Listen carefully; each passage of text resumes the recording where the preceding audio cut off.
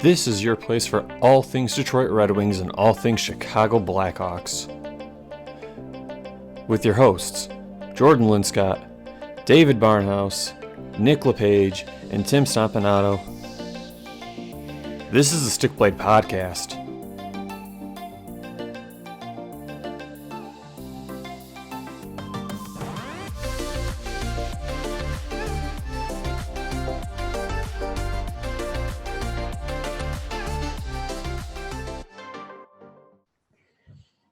Good evening, everybody, and welcome to another edition of the Stick Blade Podcast. It is your place for all things Detroit Red Wings, all things Chicago Blackhawks, and news around the NHL. On tonight's show, we've got a couple things to talk about, given the fact that, guess what, the off season's over, baby. We got preseason coming up this week. It's been a long off season. A lot's happened. A lot's about to happen. Let's get into this thing. First off, I'm your host tonight, Jordan Linscott, and for my co-hosts, Tim Stompanato, David Barnhouse, Nick LePage. Everybody, welcome to the Stick Blade Podcast. Fellas, how are you doing tonight? Feeling great. We just had a phenomenal interview that I am pumped to attach to this, or however we're going to distribute it out. But I think it's something that people are really going to be excited about because it was great. It was awesome. Yeah, love doing it. Can't wait. Doing good. Bears sucked, but doing good. I don't even want to talk about until Nagy's gone. I don't want to talk about the Bears again. Let's just leave our rookie QB out to get slaughtered and not do anything about it. He's going to get an extension. He'll get an extension. Don't worry. He would too.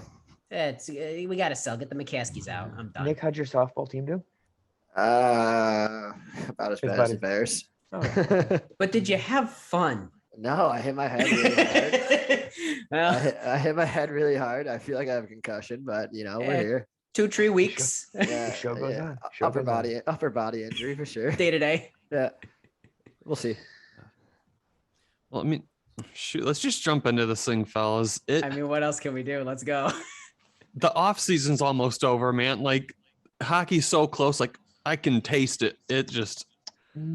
So a couple teams had preseason games last night. There are games going on tonight, actually, for anybody who has like the NHL TV package. So hockey's back. It's back. The regular season's not back, but preseason's back, and that's good enough. I'll take it. I'll take any hockey at this point. I'm watching the scrimmages. Like, I don't care. I'm just ready for people on the ice playing with the puck. It's so good to have this back. And just to say it's a normal schedule too. Right? Maybe it's not a full 82. We'll see what happens. But, we're starting on somewhat on time.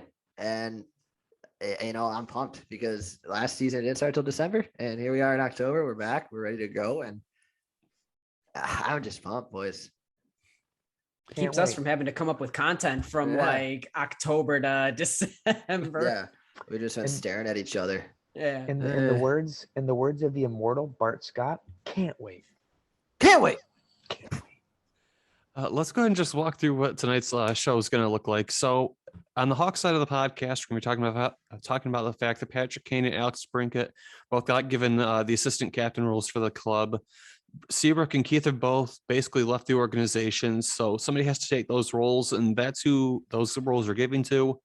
Also, we're going to be talking about Lucas Reichel's progression with the club, just really the fact that, how he's looked at the prospect tournament that they've been or not current tournament, that prospect camp that the Hawks have been having.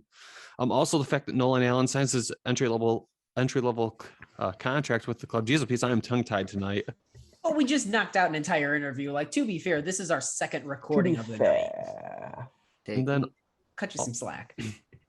And then also the Blackhawks have all been officially vaccinated, so they're not going to have to worry about any of like the travel quarantine type stuff for Canada, any of the complications that come up with the players who are not vaccinated when it comes to playing either in the U.S. if they're Canadian teams or vice versa. So they're not going to have to worry about that. And then on the Red Wings side of the podcast, we're going to be talking about the Givani Smith extension, as well as Bobby Ryan being given a paid tryout with the club. Both players who look like they could be just decent additions for this upcoming season. Talking about the Red Wings training camp, as well as the red and white game that they had, the inter-team scrimmage. They hosted that a couple days ago. So just kind of talking about general thoughts with that. The fact that Jakub Vrana is already out on injury, and what was it like? I think 10 minutes into camp, he got an upper body injury, That's which a bad break. He's seeing a specialist tomorrow, according to Max Boltman. But so that happened, and then also we're going to touch a little bit on Tyler Bertuzzi not being vaccinated and what that means for the Red Wings. We're going to take that one when we get to that. So we'll talk about that when we get to it, and then. On terms of league news, the Seattle Kraken have played their first game ever, the preseason game they had last night versus the Vancouver Canucks. That's kind of exciting. And They won, right? Yeah, they did. I think they won 5-3 it was. Love it. Did they play 2 games then? They lost They- to the Oilers. They lost to the Oilers 4-0, right? I thought they played the Oilers tonight. I don't know. Maybe they lost tonight. I Now don't I care. got to do a look. I don't know. Alright, We were anyways. busy recording an interview to watch. Keep buzzing. Also, the fact that the salary cap is expected to rise, and also just the last piece of news, and not really a shocker at this point, but Jack Eichel has been stripped of the captaincy with the Buffalo Sabres. Basically, for anybody who hasn't been paying attention, basically he showed up, failed the team's physical, and he got taken or had the captaincy taken from him. At this point, this shouldn't be a shock to anybody, but we'll talk about that just for a little bit. I mean, in the words of Zach Galifianakis from the not really seen movie The Campaign, it's a mess. It's All Buffalo. of Buffalo's a mess. It's a mess. Also, really quick before we move any further, Nick, the Oilers beat the Flames 4-0 yesterday. The Kraken, and if I am correct, the Vancouver Canucks lost to the Vegas Golden Knights in their first preseason game. So shout out Vancouver, giving these new teams a welcome to the league, a little bump there. Last time an expansion team beat the Canucks in the first game of the preseason, they went to the Stanley Cup. Not a big deal. A little bit of a stretch there, but fuck it. I'll take it. That's a good stretch pass. Let's take a look at those analytics. Let me Yeah, I'm snap sure the it, tape Yankees the would have a lot tape to say there, about boys. that. I like the teaser, David. Ah, So let's go ahead and just jump into this thing. I wouldn't pass. We're doing great, folks. All right, so let's start with the Blackhawks side of the podcast because I feel like you guys have some pretty big deals to talk about. The first, Alex DeBrincat and Patrick Kane given the assistant captain spots for the Blackhawks. Seabrook and Joe Beats. Seabrook had one. Duncan Keith had the other one. Duncan Keith is with the Oilers now. Seabrook is LTAI retired. Technically with the Tampa Bay Lightning. Technically with the Lightning, but for all intents and purposes, Brent Seabrook's gone. Tim and Nick, what do you guys think about this? I have a feeling I know what you guys are going to say about Patrick Kane. Well, yeah. Yeah, I will Deserving. say, first off, I just saw a report a little bit ago. Colleton has said that nothing is officially confirmed yet, but the pictures that they took today, like all of the headshots that all the actors, all the hockey players get, different profession that I was in. Kane and DeBrincat both had that A. My guess is that if something's not official, it would be DeBrincat with the A for home games, Murphy with the A for away games. But for all intents and purposes, it's Kane and DeBrincat with the 2 A's. Nick, I mean, I told you before when we were talking about this today, I had forgotten that Patrick Kane didn't officially have the A already. Yeah, it was never official. It's just kind of last year. It was basically stapled to him because Seabrook was obviously out. Keith missed some time as well. Kane wasn't playing, Yeah. or Taze wasn't playing. Yeah, so like it was just kind of, it was like, well, yeah, someone has to be It's Kane. someone has to have it. But no, I mean Patrick Kane, he's one of those people that never really needed a letter. He's just his game. He was like Hossa. Yeah, like same like Marian Hossa, exactly. His game spoke for itself. Like he doesn't need a letter to be, looked upon in the locker room. But it is cool to see it, have it on it because like your best players have letters. Like your best players always have letters. So Kane, well deserving. DeBrincat, a little shocked. I mean, obviously, again, it could be the home and away type with Connor Murphy. I just thought, maybe Murphy or if you're really transitioning to this new era, Seth Jones would kind of make sense. Yeah. Because I mean, you just paid the guy for almost damn near a decade. So yeah, but I can't complain because DeBrincat, he's a leader. He's a veteran on this team now, which is weird to say. He's one of Right. the longest tenured Hawks. So Yeah, I mean, great too. I mean, I know they're two of our best players, and they're both looked upon in the locker room, and kind of let their game speak for themselves as well. Well, I'm one of the first people to say that in Kane's first 8 years in the league, I don't think he would have deserved, not that he didn't deserve a letter, but he was not really a leader per se. He was the wild, young gun. Yeah. His job was to go out. Artemi Panarin was just interviewed by the Rangers saying if he was offered a captaincy, he would turn it down. He's like, I'm really good at playing hockey. I don't think I'd be a great captain. Kane, I always felt was the same way, but in the last 2 years, especially, Kane has become an elder statesman, and what he has brought, not just on the ice, but a specific type of work ethic and a forever learning mentality.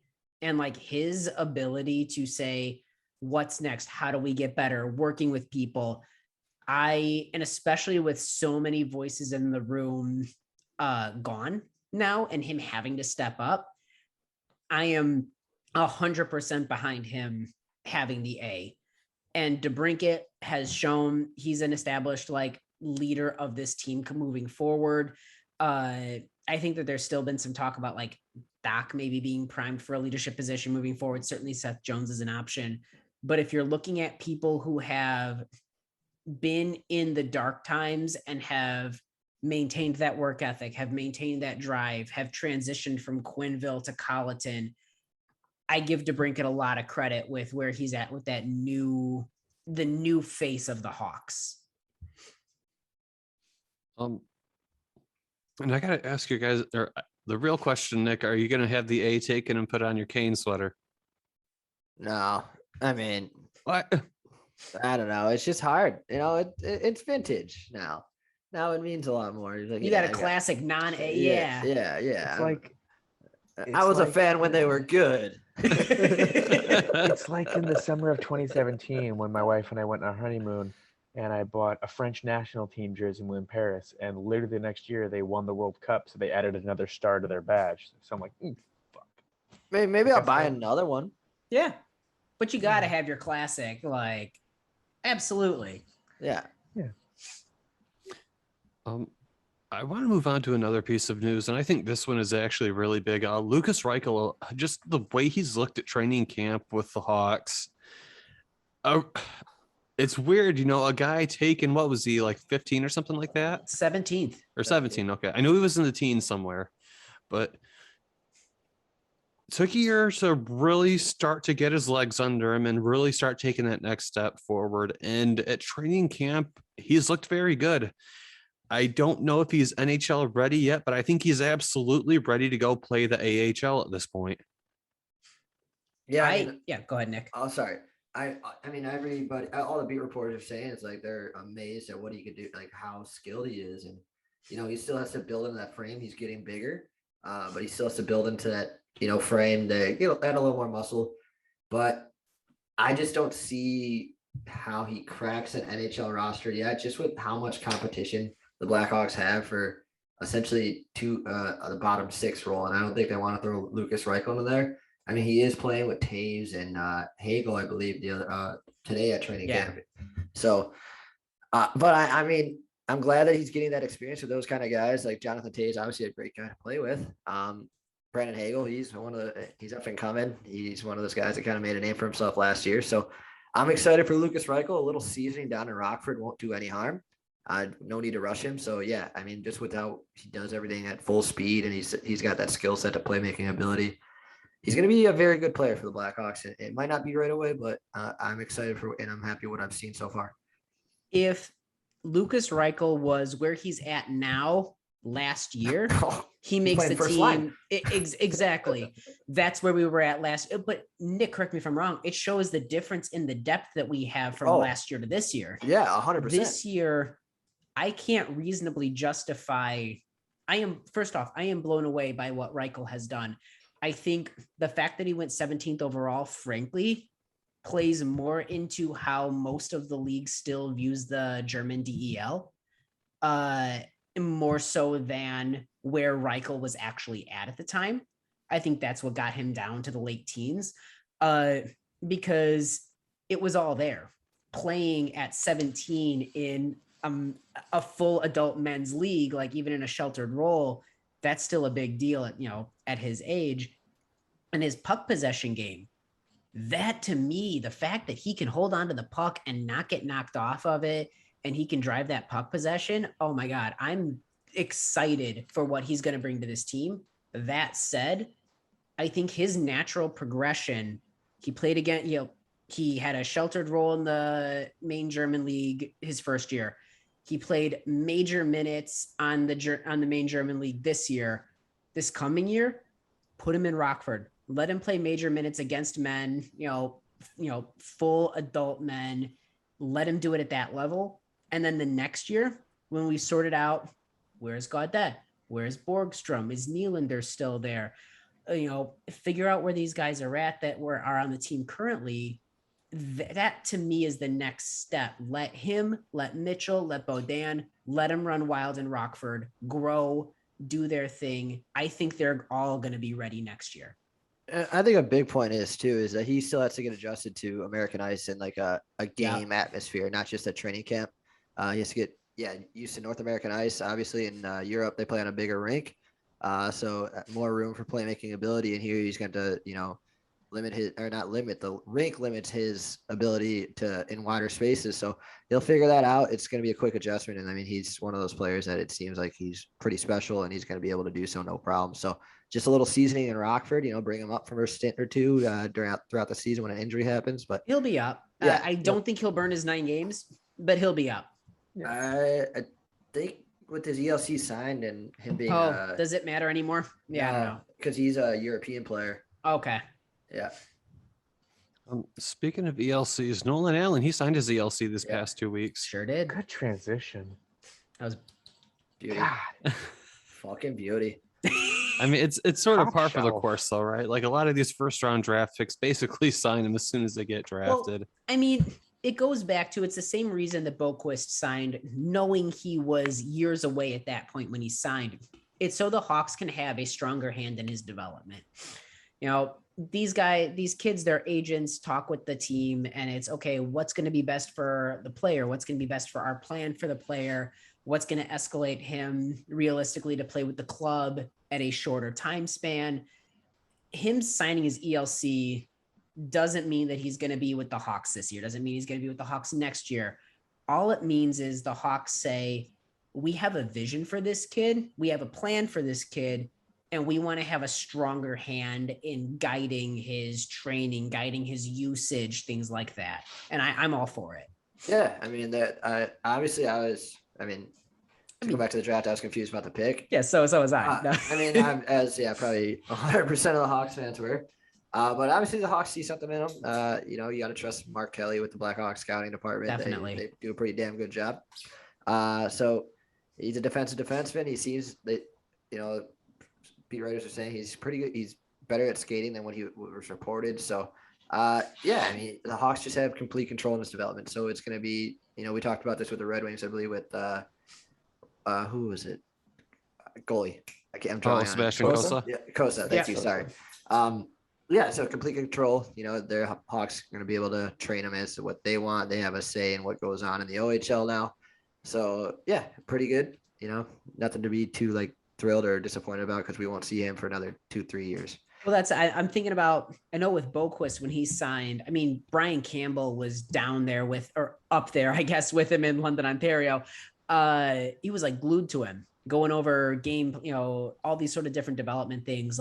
That's what you can do when you've signed the player, is you can justify sending one of your people down there. I don't know, you have to assume if they grabbed Nolan in the first round, even if it's super late in the first round, that they have some sort of vision that they want for him. So I don't know. I'm excited because I want to be excited about our top picks. And he's certainly, aside from Alex Vlasic and a couple other guys they picked this year, I don't know. He's one of the ones that I'm going to keep an eye on.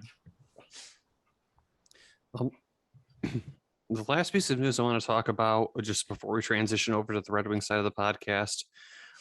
So it basically all the Blackhawks players have been confirmed to be vaccinated. Basically what that means is that when they go up to Canada, they're not worrying about, the border crossing limitations that are placed, just the political stuff that's involved with that. The Blackhawks don't have to worry about that. Also just it's going to mean they get to avoid a lot of the quarantine type Yep. periods unless somebody tests positive, which the league's already got their protocols in place for that. Just good on the club for everybody being on the same love it. page. It's going to save you guys headaches this season. That's the bottom line for us. It's going to save you guys headaches this season.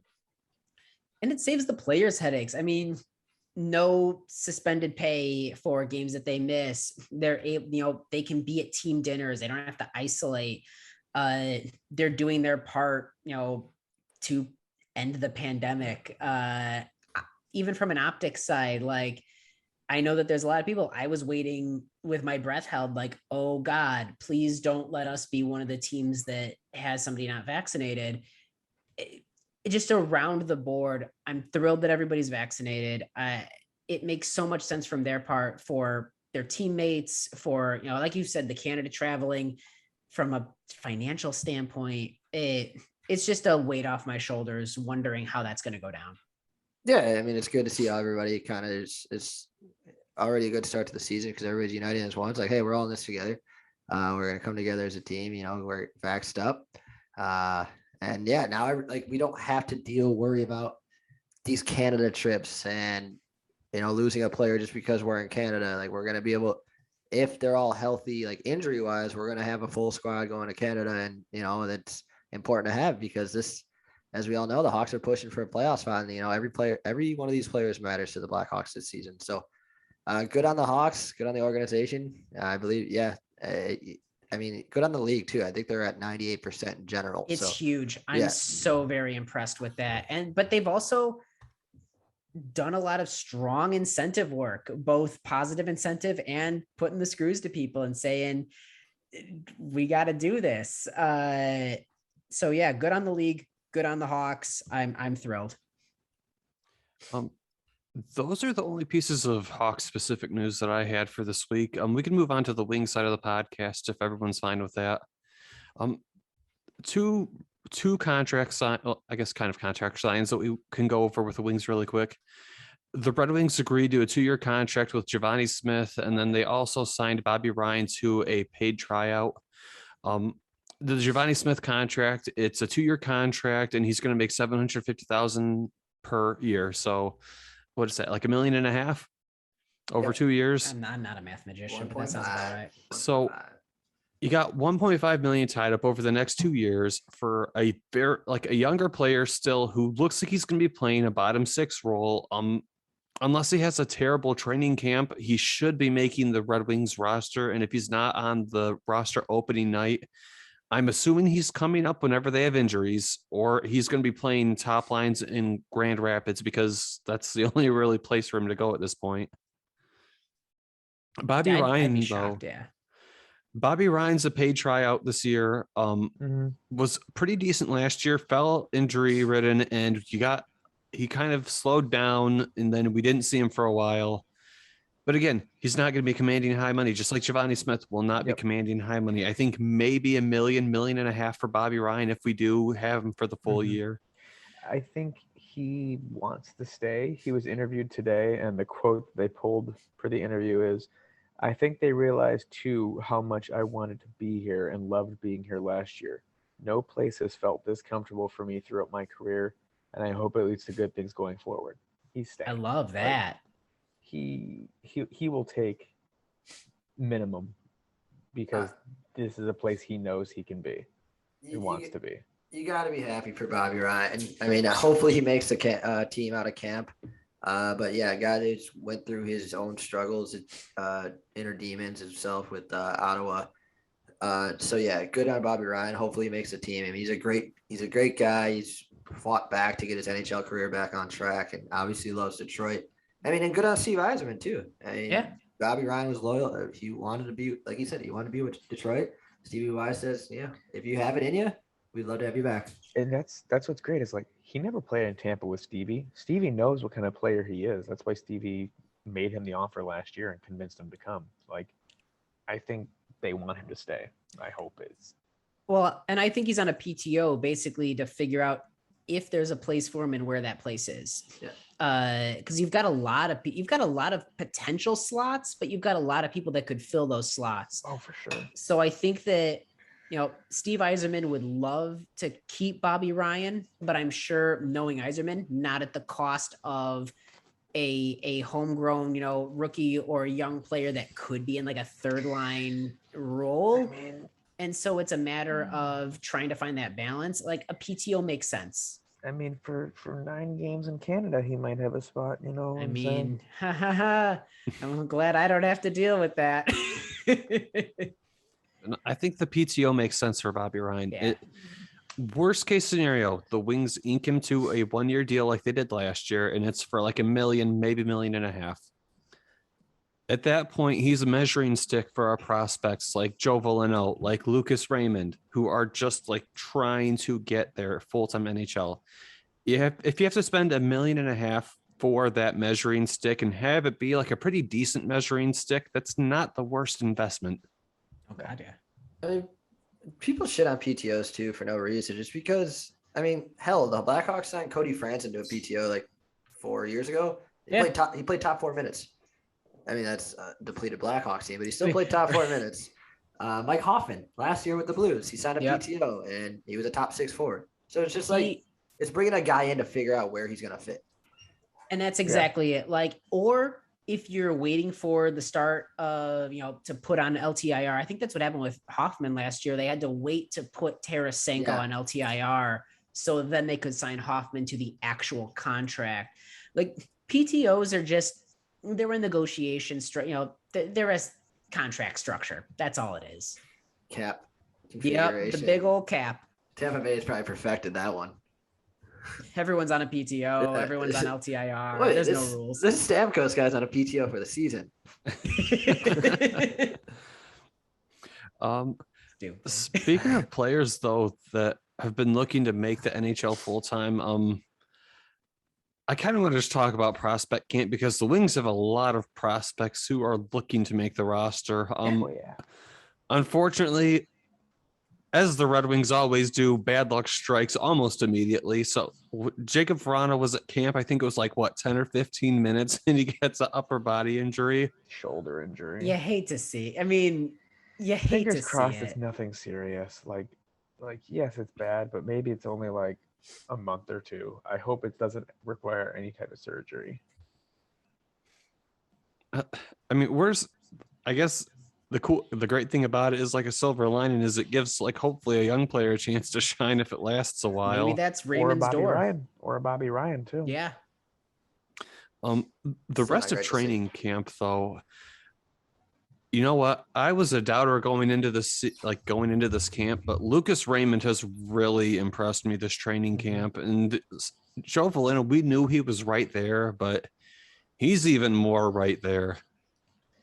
I mean, they both looked pretty good. Like, I think Veleno, as we said before with like Svechnikov, like it's in your hands. Like, you have the opportunity to make the team. And Svechnikov, as much as we loved him, he just bad luck every time. And I think Veleno has taken the right steps. I mean, we saw how much of a beefcake he's become. So it's going to be hard to get him off the face-offs. That's good. That's exactly what he needed. I think we talked about that last year. Yeah. So I'm excited to see that. Raymond looked stellar. I mean, can we talk about Mo? Can we talk about Moritz Seider? I couldn't stop you. Go ahead. How after you. Every video clip they've shown of him like one-on-one defending players like Raymond, like Larkin, he looks good in these drills. He's leading drills, like skating drills up and down the ice. Him and who's the defenseman we signed? Letty. Letty. Him and Letty are like leading the charge with like defensive drills. Everything I've read on the Reddit page about the red versus white game is like it looked like he was holding back a bit. And it's like, yeah, he doesn't want to hurt one of his Right, teammates. exactly. He's not going to hit one of his teammates full force. He's saving that for anyone else. So like, Jordan, you said you were watching and you think he only made like 2 times out of position. Yeah. That's I think I great. literally caught him out of position twice the whole game. God, the Motown monster. He's already like 50 times better than Nikita Zodorov then. Surprise player for me also though was I'm gonna butcher this name probably. Kirill Tutayev. Yes. Oh, right. Yeah. He I had, know like, exactly 2 who you're goals talking in the about. first game. I don't know what has been going on with this kid, where he's been hiding at, but he looked really good. Some guys take a couple of years to put it all together. That was not a prospect of yours that I had anywhere on my radar, but he certainly is now. Like, I don't think he's NHL bound, but I think he's due for Not Grand yet. Rapids. Yeah. Yeah, I was shocked to keep seeing his name on the score sheet, and I'm like, who are you? I don't know who you are, but thank you. You're doing great, kid. I mean, I don't know. Like, this camp has been interesting because it's shown that like some of the Wings players might be a little bit closer than we think, and it's good. Like, the competition's healthy. The Wings have multiple players competing for roster spots this season. Yeah, like when we've been talking about Raymond, every time I talk about him, I'm like, I don't think he makes the roster. But after seeing how he's been playing with actual NHLers, like I'm just like, ooh, okay. I feel like you guys are lower on Raymond than I am. I don't know. I'm not saying I'm not low on him. I just haven't really seen him, and with COVID. No, You I know know- that. I'm not like roasting you guys. I think I'm overly high on him. Like like he was arguably a top 3 pick before the draft last year. So I don't know. I'm high on Lucas Raymond. I think he's gonna be a very good top 6. Maybe like you guys say, maybe it might not be right away. As for Veleno, I see that they're giving him basically every chance they can, and they're looking him at on wing as well. And I think that just shows like how much Stevie Y wants Joe Veleno on the roster. Like, hey, take a roster spot wherever you can. We want you up here. We want you with the team, and we want complete control over what you're doing. Yeah, go back to Veleno's draft class. He was projected to be top 15, I think, wasn't he? Yeah, he was slotted in like around the 15 to 17 range. And he dropped to like 30. Mm-hmm. Yeah, that was a steal. And if he can develop anywhere near that number, I mean, we were talking earlier about Reichel. Reichel was 17 for you guys, and he looks great. Well, that's I feel like I put Raymond maybe a step above Reichel right now. Just in my perceptions of them, like I think that Reichel is Raymond is maybe a little bit more ready for the NHL than Reichel is, but I would put both of them similar ceilings, just maybe different floors. It's tough. Like I want to be more hyped on Raymond, but like you said, David, I haven't gotten to see a lot from him. So I honestly don't know. I know that he's not Stuzel. Like who was, I think the other, was he the second or third? He was the second overall. Second. Okay. I'm trying to remember that draft class. But I feel like that was, I hope Raymond, I just don't think that it would make sense to put him in unless you have to this year. Because Veleno, I'm rooting for Veleno to take a spot. Like I'm saying this, based upon like the highlight clips we would see from the SHL, right? For Red Wings players, I saw way more Sider highlight clips than I ever did Raymond this past year. Well, Sider also won the Defenseman of the Year for the Swedish League. Like in Raymond's defense, Moritz Sider blew everybody out of the water. I don't see Raymond being an elite player. I see him being top 6 as his ceiling. I think he might be elite. I'm sorry. Okay, no, I hate being high on the Red Wings. Believe me, like this pains to say. That's got to kill you. Yeah. Like, not as much as Matt Nagy kills him. Yeah. You gotta do that. I'm high on Raymond though. Like I said, I think he's gonna be a big part of the contribution of the Red Wings, and that's why I think they're gonna be a bit friskier than people are expecting this season. Like, I want some frisky wings. I think Sider, Veleno, Zadina takes another step, Lucas Raymond, I think you guys are going to be good. Like, not playoff good, but like you are going to be closer to the playoffs than you think. Oh, definitely, especially just with the way you've revamped your defense. I mean, I know he's not a prospect, obviously, but putting Letty in there, you've got a totally different defense than you had a year ago. We both do. Stetcher. Yeah, absolutely. No, like you've got to kind of like, there's a lot of really good pieces that you've got on your defense that was rounded out this year. Mm-hmm. It's crazy because like Detroit went in like the past 3 years from having basically nothing to having a bunch of players. See, Jordan, you don't need that first overall pick. I tell you what, though, if we win the cup without having one, you know how awesome that's going to be. No, that would actually be incredible. Like, I get it. That would be incredibly satisfying. I do really want Shane Wright, and Max Boltman did just interview him, so like. I'm really sorry, David. That's Buffalo's already got him earmarked. They need a new senator ruin. Oh no! Arizona's close though. They're knocking on that door as well. Yeah, if they're Arizona by the time that they draft him, he's gonna walk in that locker room of just Rasmus Dahlin laying on the bench, just crying. He's like, "Welcome to the party, pal. Welcome to hell, brother. Let's go."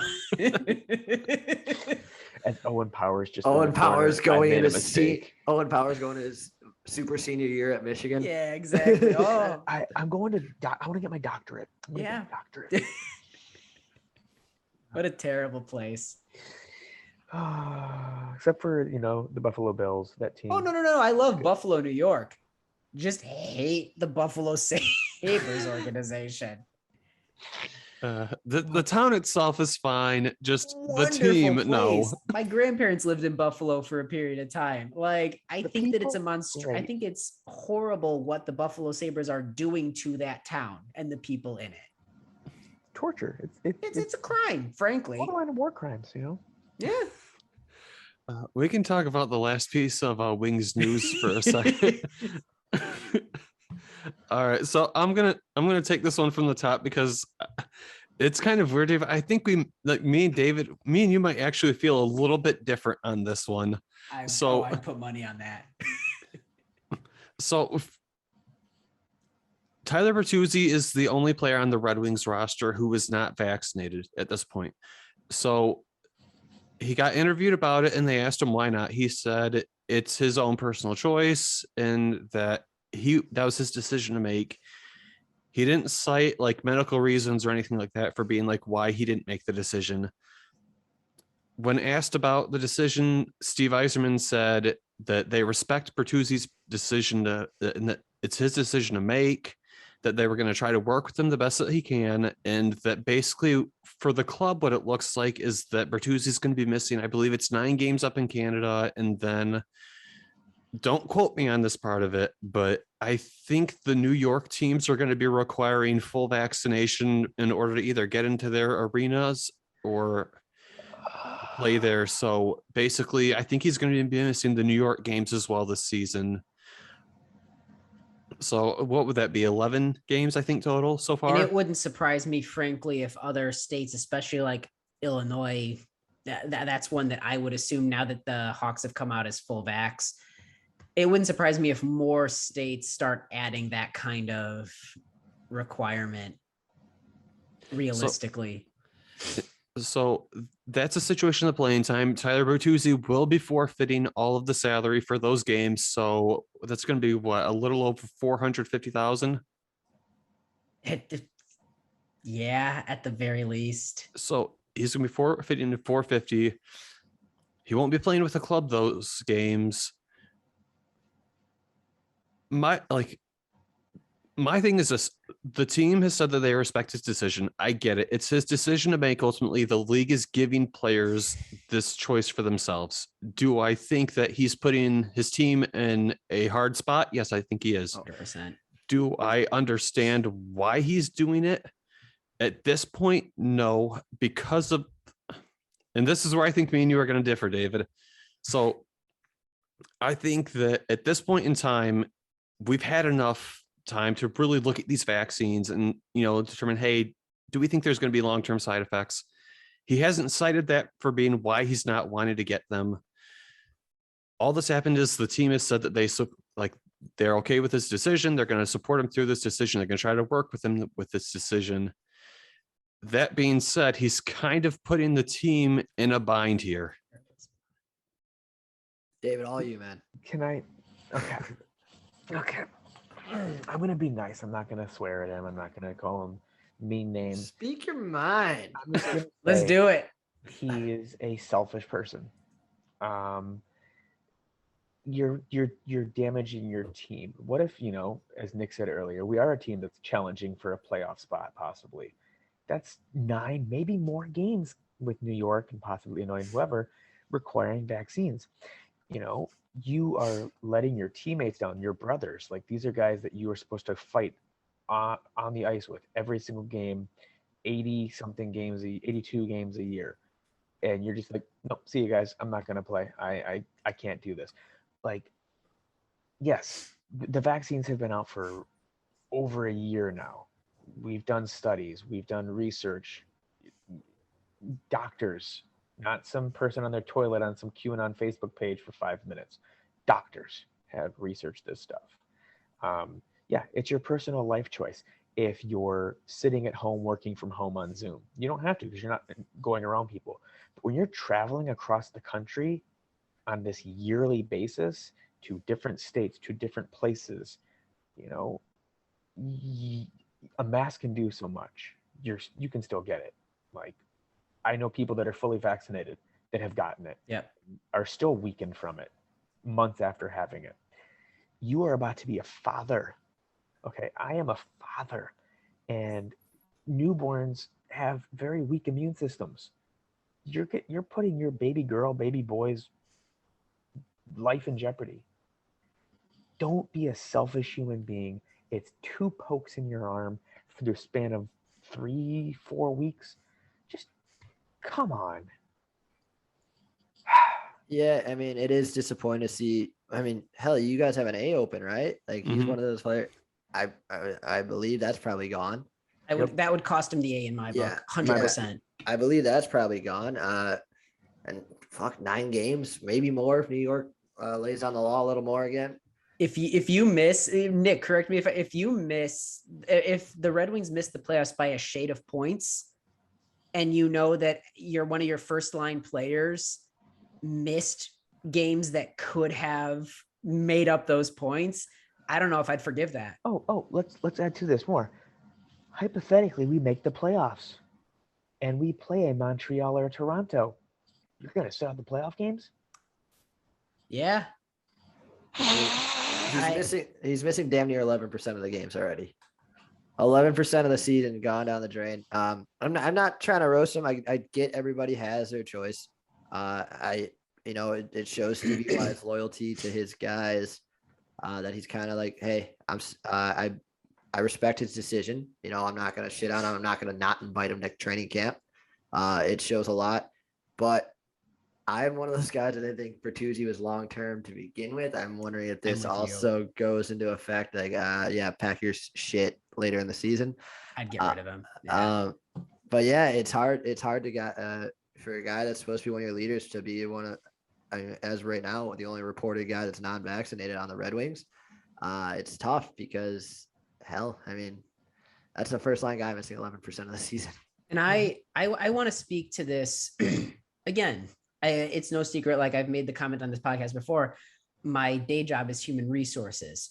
Like, I am up to date on what OSHA is saying, what, companies are doing with mandatory vaccinations, and hey, you've got till October 1st, or you're fired. I'm sorry.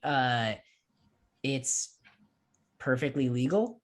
It's acceptable. And I don't know, if you're on a team and you are putting, not if it was just putting your family in danger, that's something like, whatever, that's not my, whatever.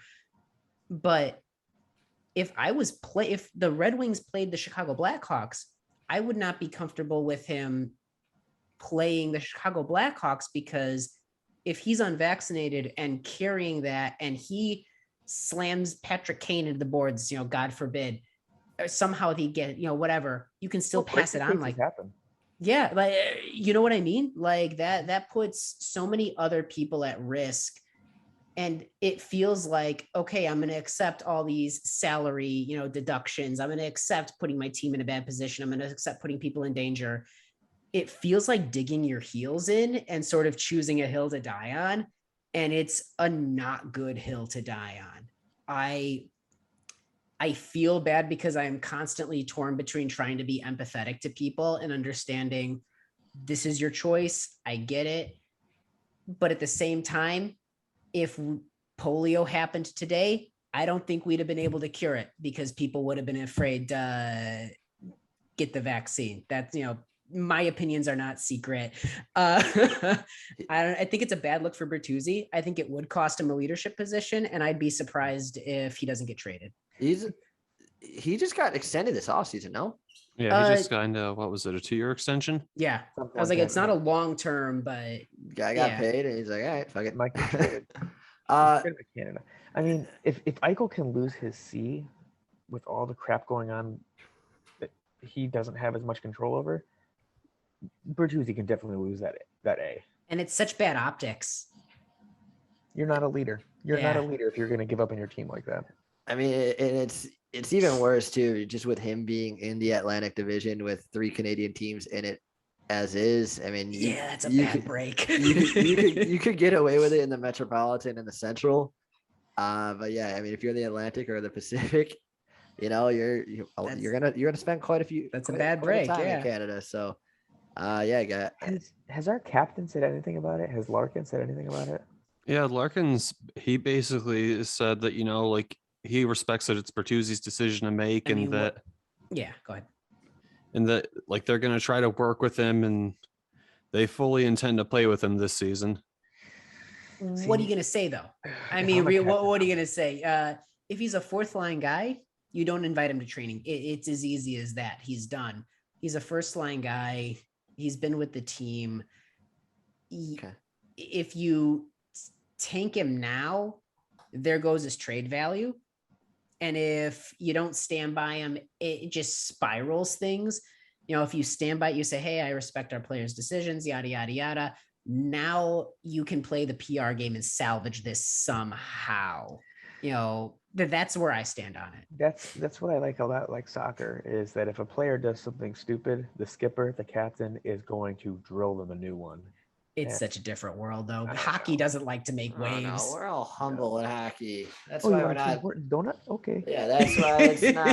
I mean, they got TNTs there to really advertise us because otherwise the market. Because we don't. Yeah, the NHL doesn't like to market themselves. But I mean, I did laugh at the fact like once it was like reported that it was Bertuzzi because the Red Wings used him in announcing the helmet brand with Meyer in their video. And, the cashier was masked up. And then Tyler Bertuzzi comes up, Meyer helmet checks out, goes to him, no mask. So it was kind of like foreshadowing. It's like, oh, well, this kind of makes sense. But yeah, I mean, kind of funny. I know you got to make light of a certain. Oh, right, exactly. Yeah. I mean, the damage is done, so we better laugh. Like, here we are. I mean, regardless, 11% of the games for a top line player, awful.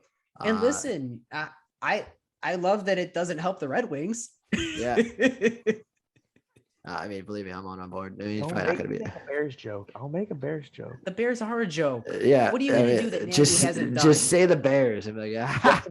Justin Tucker kicked a longer field goal last night than your entire offense. So all right, that's counting sacks. That's only a college stat that they really keep track of that shit.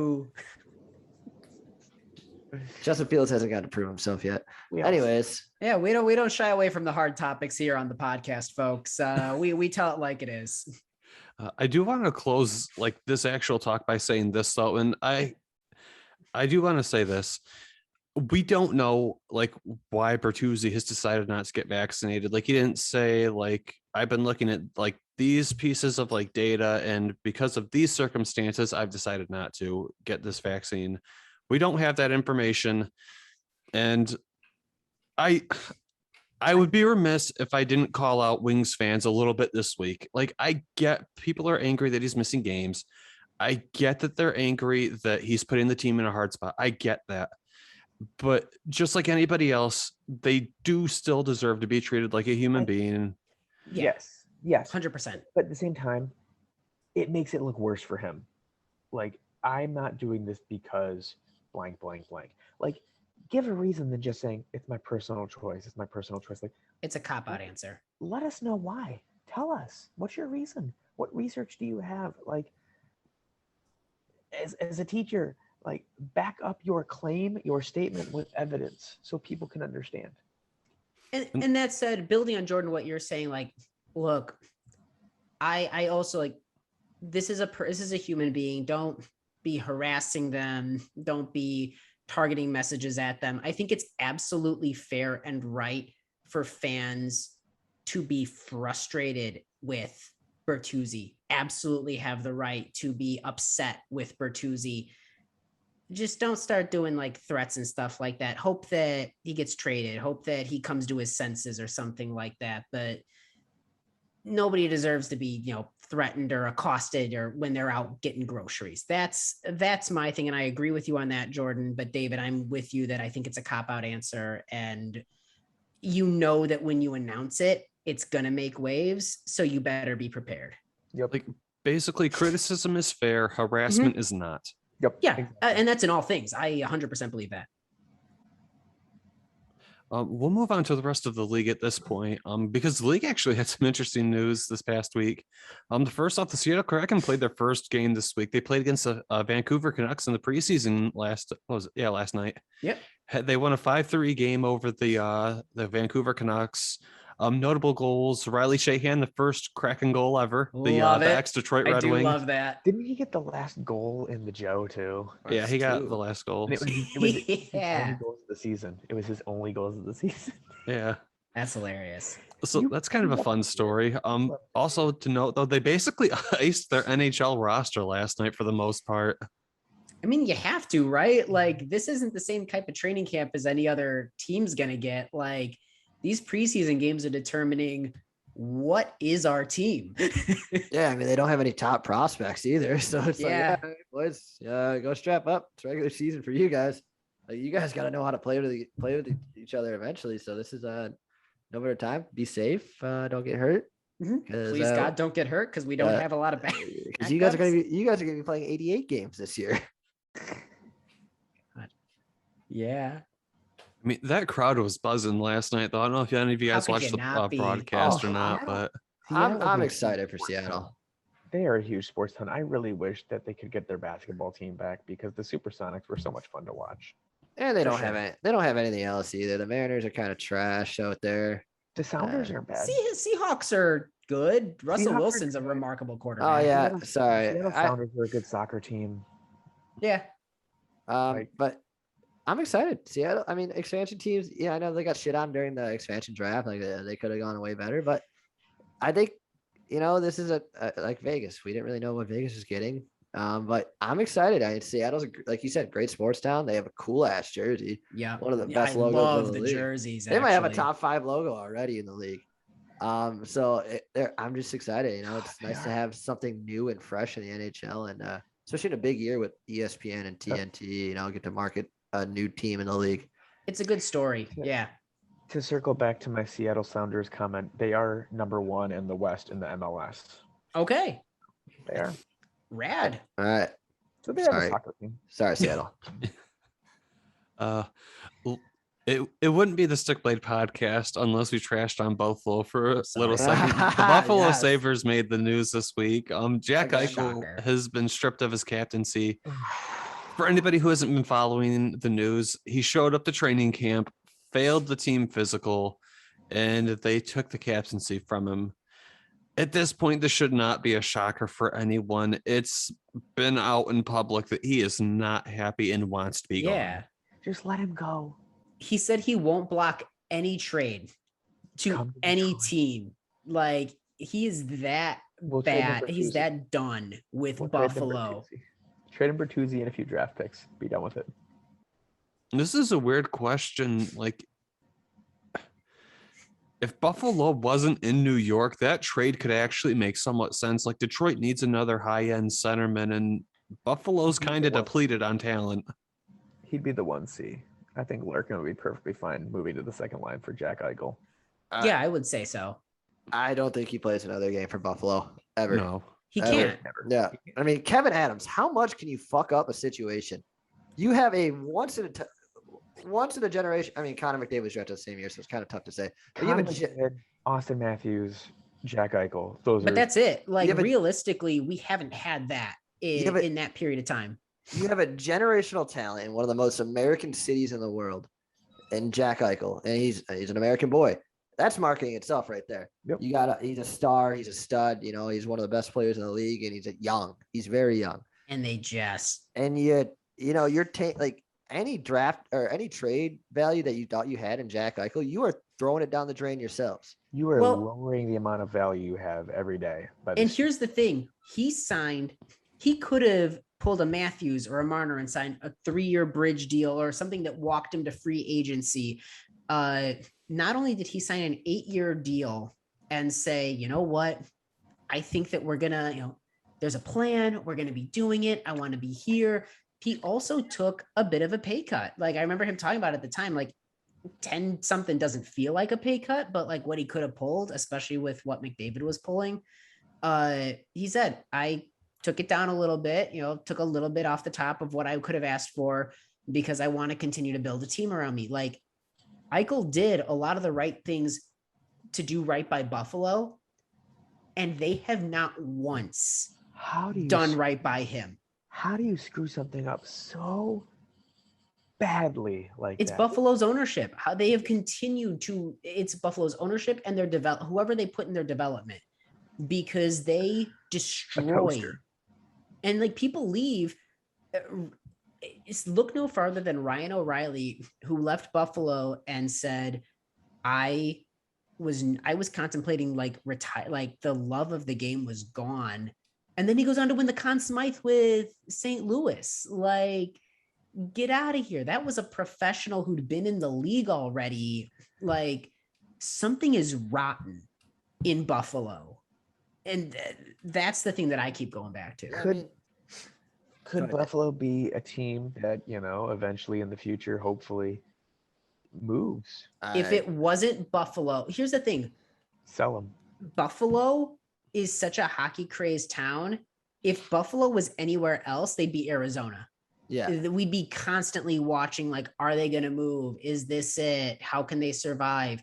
But the fact that Buffalo gets to screw up and Arizona doesn't, that's something to pay attention to. But you have a team like the Winnipeg Jets. Winnipeg is it's a small area, but they live and bleed hockey, and they left. So it could happen. I don't know. I think there's issues with ownership at the time. Like they couldn't reach a term with the stadium and stuff like that. Because there's other stuff. Yeah. Yeah. I mean, Whalers too. I mean, yeah, it's a shame. I'd love to see Hartford Whalers jerseys back. Isn't there? No, there's an AHL team there that has the same logo, I thought. The Wolfpack. No, it's the Hartford Wolfpack out there. Because that's the Rangers team. But regardless, I mean, this is just, it's painful. It truly is. I mean, it's terrible. You don't get a Jack Eichel in your organization really ever. And they're wasting him. Yeah. And frankly, I don't care if it's Jack Eichel or if it's a fourth liner. Someone's health and well-being is on the line. And I get it. You sign a contract, and if it's pure dollars and cents, you technically own that person's body and the right to, goes back to the vaccine. You technically own that person's body and their medical choices. So are your choices your own? That said, if Jack Eichel's like, I want this surgery, and they say, well, an NHL team's never done it before. Yeah, well, other people have. Like, it's not like it's the first surgery ever to have it happen. Like, I'm sorry that your people haven't ever greenlit it before, but like, this is, the person wants to do better for their health. I don't care if you're a first liner or a fourth liner. There's got to be something that goes into that and changes. I mean, so the issue is at hand is the Buffalo Sabres physical staff, doctors and everything. They won't greenlight the situation. Doctors outside the league, go ahead, get it done. Like 100%. you'll be fine. It's going to take a while to recover, but you will recover. And You'll be better for it theoretically. Yeah, you're not going to be in pain anymore. Like, fuck. It pisses me off because I love Jack. He's one of my favorite players in the league. Me too. I was a big Jack Eichel fan. And I still am. I want him to fuck out of there. I want him free. I want him to go wherever he wants besides Minnesota. It's just, oh my God, you can't mess up a situation anymore. You can't. Like, they just burned this all to the ground. And it goes back to optics. It goes back to PR. Like, the Buffalo Sabres couldn't play a better villain if they tried. You just, I don't know. I mean, like, all the stuff he's done, he's been a captain. Like, he's taken pay cuts. He's recruited players. Like, he's put that team on his back countless times. Well, on his neck, apparently. Like, Buffalo management probably watches the original Star Wars trilogy and thinks the Empire did nothing wrong. This seems fine. I don't know what they're complaining about. I mean, do you think you get a guy like, like Skinner contract looks awful now, but you think you get a guy like Jeff Skinner at the time to Buffalo? You think you get a guy like Taylor Hall to Buffalo if it wasn't for Jack Eichel and probably him recruiting? God, no. You need that guy. You need him. Like, your franchise is in the toilet right now, and you still need him more than anything. They're lower than the toilet. Well, how many times do you get guys like Middlestat, Reinhart, Ristolainen, and you can't say they're all busts. Like, sooner or later, maybe the fault's not on the player. Maybe it's on the team's development. Maybe it's the players who are at fault. No. What are you, Principal Skinner? I hope Matt Nagy's listening to this conversation right now. I stand by it, though. Like, honestly, this is in my opinion, the best way the Sabres can handle this. They tell Jack Eichel, fine, you want to get the surgery, terminate your contract with us right now. We'll let you get it. And then if you come back and you can they let him get the surgery, tell him your pay will be withheld until you come back and can play healthy in the NHL. If he can't, terminate the contract. If he does, at that point, you've got a healthy Jack Eichel back that you can trade. In that case, Buffalo isn't on the hook for Jack Eichel's salary. Jack Eichel's already made like what, $50-something million. He'll be okay if he doesn't, like, financially, if he doesn't play again. If he does get healthy, guess what? The Sabres can trade him and he's got good trade value again. Literally everyone wins in this scenario, and it's so easy to figure out. Is it good trade value when your player doesn't want to be there? It's better than just letting him sit and do nothing and you paying him $10 million regardless. But I'm seeing a lot of stuff now of like teams that are down to trade him. They just want contingencies on. Yeah, they want conditions on the draft picks that they're thinking about. It's just laughable. Honestly, it's laughable. It's just, I don't know. It's so Buffalo. It's just so Buffalo. I don't see this being an issue for most other teams in the league. When you got a guy like that, like, yeah, Jack, go get healthy. What do you think is going to be the best? Okay, like, let's negotiate. I love Jordan's voided warranty like style idea. That said, like, there's also like, okay, we're gonna try this surgery out. We're gonna figure it out from there. I don't know, like, they have done the wrong thing at every turn, and I have no reason to expect they would start to do anything right moving forward. Mm-hmm. The last piece of news that we can talk about, in the NHL's salary cap is expected to go up. Love it. The flat cap really did a number on contract negotiations this past 2 years. I feel like I'm trying to think, though, like, who is a big name player who is due for a contract negotiation that's going to require more money than a guy like Connor McDavid? I mean, it's hard to say with inflation of contract structures. Like, theoretically, DeBrincat's going to be up for a big contract. I think his door will start. Nick, help me. Is he up for a contract next year or the year after? I believe after the 2023 season. Okay, thank you. That'll help me. Other than that, that's a tough one. But like, I think that player salaries were trending higher. Mm-hmm. I mean, you know me, I've talked plenty of times about how I value the bridge deal and think that guys should get paid more, for the time for earning it, as opposed to based on potential. because you don't pay based on potential. I don't know. That's a tricky thing there. But it's certainly just going to improve the league overall, having the salary cap rise more. Yeah, it's big for the league, especially for what was expected. Like, hey, we might not see the cap increase for another 3 years. Like we might be stagnant here. The TV deal helped. Yeah, the TV deal helped. Yeah, I mean, it could be the ad money already from jerseys and helmets. It's a significant improvement already from what we thought was going to be. The cap might actually go down. So Right. it's staying. It's expected to rise. I think it's only 1 million, but hey, we'll take it as it gets.